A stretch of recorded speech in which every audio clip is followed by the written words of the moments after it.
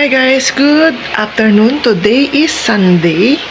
At yan, ang inaasam-asam naming araw. Hindi ako naglaba kasi for ilang days talagang wala siyang araw. Ngayon lang, namali naman. Kaya naman, dahil din na natin nasimula ng paglaba, unahin na lang natin or gawin na lang natin yung pagtitiklop.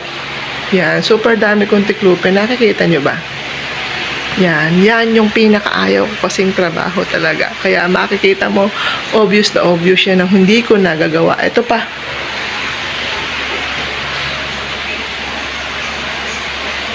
Yan.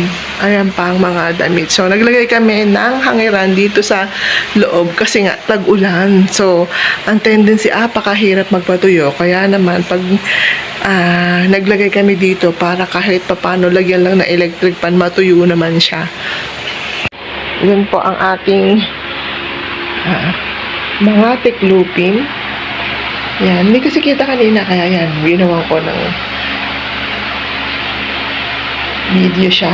Binidyo ko na ang gamit ay yung aking backcam. Yan, ganyan siya kadami, di ba? Super naipon na. Naman samahan niyo ko kung paano ang gagawin ko rito or matatapos ko nga ba. Actually, sinimulan ko na siya kahapon. Ayan siya, oh. Kaya lang talagang yan talaga yung gawain na talagang tinatamad. Talagang yan talaga yung ayokong gawin. Kaya naman nahinto din. So, yun. They will see kung matatapos natin or hindi.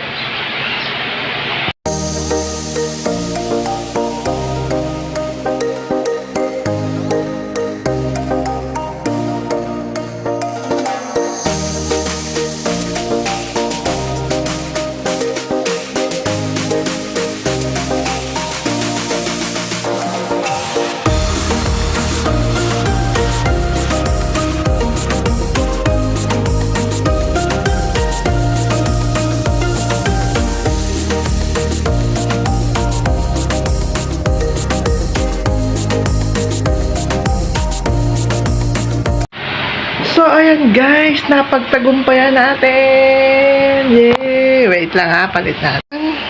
Natapos po natin ang ating tiklupin. Yay! Saya, di ba? Pero wag kaya, ito pa po ang susunod next. Pero sa ngayon, hindi natin muna tatapusin yan, ano? Kasi naubos na ang pasensya ko. Medyo unti na lang aking pasensya talaga, no? So, yun lang ang aking pasensya. Sa susunod naman siya.